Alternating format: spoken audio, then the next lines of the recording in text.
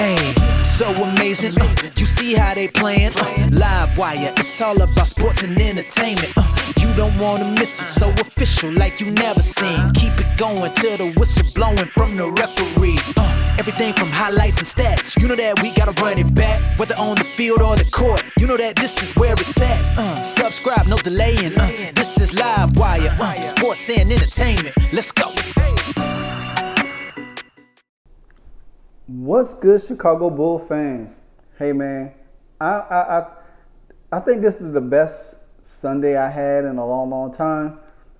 Because both of my basketball teams won today. The Bulls took down the Lakers. Like Patrick Beverley said, it was too small for the Bulls today. My Miami Hurricanes got the dub, going to the Final Four. So let's chop it up about some Chicago Bulls basketball. Chicago Bulls have been on the run ever since the All-Star break. And by adding Patrick Beverley, they have turned up their defense even more. They haven't played a lot of sound offense. Now, DeMar DeRozan missed the last game with Portland, but Zach led that team. The game today was pretty good. They play the Lakers on Wednesday. They play the Clippers tomorrow night. So if they could beat the Clippers, they definitely and then they beat the Lakers on Wednesday. They'll put the Bulls right at 500. They'll be doing really good. No, Zach led the team with 33 points today. Zach has been on a tear ever since the All-Star break. And he just had took it up to another notch. And I like I tell people, a lot of people don't like Patrick Beverley, but he brings intensity just like Alex Caruso, but he gets in your face. He helps the team gets better. He might do some antics and crazy stuff sometimes, but the dude has a lot of great things about him that I love. And by him being on the Chicago Bulls team, he has helped Zach out a lot, because we all know if DeMar get the ball, it's stagnant. You know what I'm saying? And it kind of helps with DeMar a little bit to free fall a little bit and allows Zach to be that ball dominant guy. And because when Zach is playing downhill, it's hard to stop him. And then when he's hitting the threes from the outside, he has it. People that question Zach early in the year and say, "Oh, he's not worth the money he got." But guess what? He has earned it, and all the adversity, all the stuff that was going on with him and his team, he has really shown that he is that guy. Now, Casey Johnson posted on Twitter about Zach. Zach LaVine in March, in 12 games, he has scored 30 points, 50% from the field, 40% from three, and 87% from the free throw line. That's amazing. You know what I'm saying? That is amazing. Because the thing about it is you gotta respect him. And he drives to the basket hard. It don't matter who's there, who's tall, who's short, who's medium, or whatever. He took it to them. You know what I'm saying? So I think, to me, that shows a lot of Zach that wants to be. Now the Bulls was up by over 20 points. Now they did beat the Lakers by 10, but they kind of allowed them to get back in the game. But still, the Lakers still didn't have no answer, and the Bulls beat the Lakers without Vučević, who got 2 techs and got thrown out of the game because he thought of a bad call. But nevertheless, I told somebody today, this is going to probably make the Bulls play even better and more looser, because you don't have Vooch on the floor. Andre Drummond came in and gave some vital minutes and battled Davis under the basket. No, in the stat line misprint Zach, he had 33 points. DeMar had 17. Caruso had 7. Beverley had 10. Vooch only had 4. He got tossed out in 15 minutes of play. Kobe had 13. Kobe White has been playing, like I said, he's playing phenomenal. He's becoming that two-way player. He had 13 points, 7 rebounds, 6 assists. And he had his hands fluid guarding that, I forgot that guy, for the Lakers. Patrick Williams had 7 points, but he ain't really did much. Andre Drummond, to me, I felt like he picked up the slack for Vučević. and he had 12 points, 8 rebounds in 18 minutes. And then with some vital 18 minutes that he came in and provided for the Chicago Bulls. Because when Chicago Bulls got out, started getting that lead and stopped pushing them, there was really nothing the Lakers really could do. You could just see the wheels coming off them because they couldn't keep up with them. The Bulls was running them. They had to create shots. If you look at LeBron, now I know he came back from injury, whatever the case might be, and he was off the bench. It didn't matter if he started or came off the bench. You know what I'm saying? Because the fact of the matter is that they was not going to be able to keep up with the Bulls. Because if LeBron had started, he probably would have led the game. He probably would have got rested earlier, and the Bulls probably would have went on a major run more. AD do all he can, but he got to play defense, and if you put him in foul trouble, then what?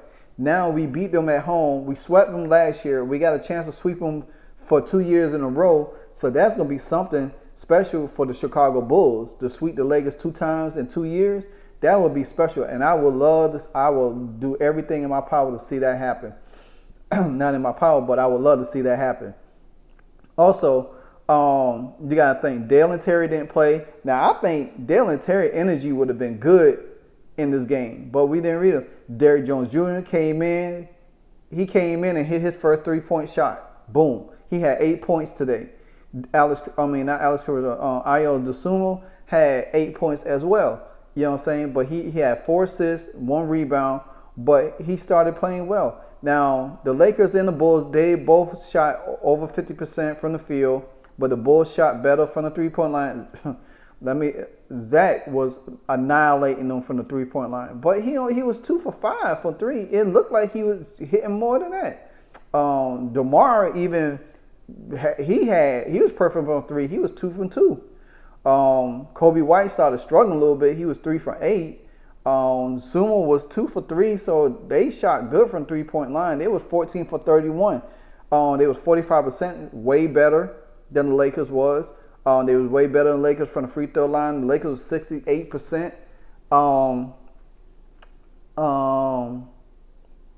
And the Bulls was 77%. The Lakers had 18 turnovers, which led to a lot of Bulls points off of turnovers. Bulls only had 9 turnovers. They had 32 assists to 24. They had 42 rebounds, 8 offensive. They had to the Lakers 38. They was out working the Lakers. They was out. They were just out hustling the Lakers all over the place. So you could see the Lakers they didn't have no flow. They really didn't have no flow to them. The Lakers did have 4 blocks to the Bulls 2. The Bulls had 8 steals to they 5. The Bulls had 23 personal fouls. And this is one thing I was noticing. In the third quarter, it seemed like the referees was allowing them to get the Lakers back in the game by calling a bunch of fouls. Now, the Bulls, like I said, the Bulls had 2 technical fouls, and both of them was on Vučević. He got tossed out and everything. But nevertheless, the Bulls dug in deep on them and everything. You know, Patrick Beverley was talking trash to LeBron, but it out all out of fun, you know, saying he was too small and all of that stuff like that.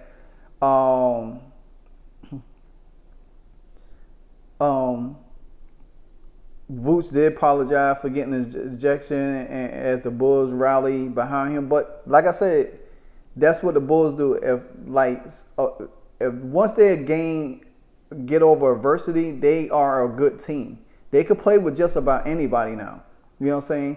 They just got to play together. And I would love to see Patrick Beverley stay on this team for the foreseen future because he brings something.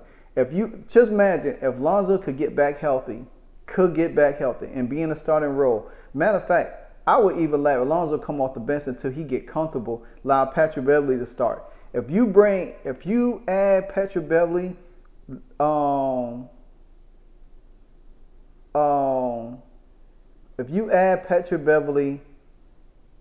Lonzo, Caruso, all in that mix, this team will be a better 3-point shooting team and a way better defensive team. Can you imagine what Alex Caruso,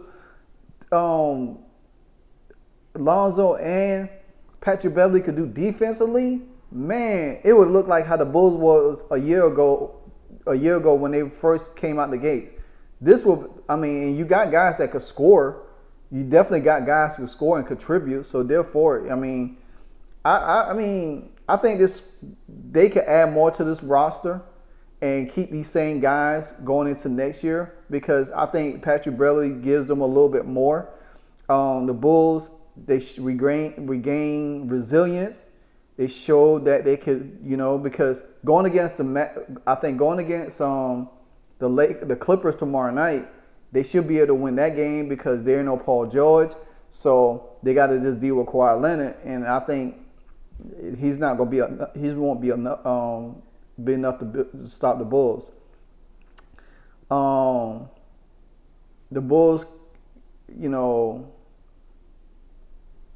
the Bulls are gaining a lot of momentum right now. They're playing downhill. They're not playing stagnant. They're not playing, stuck. They stuck in the paint. They're playing with a lot of, especially not blowing leads.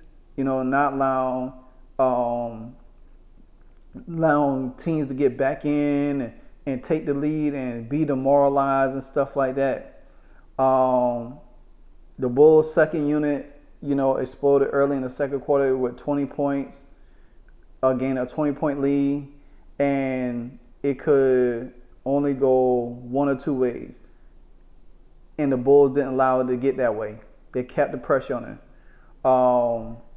The Bulls was able to withstand a lot of the Lakers runs, but actually, as soon as the Lakers stopped making a run, the Bulls ended. They hit the crucial points, hit the crucial baskets from that point on.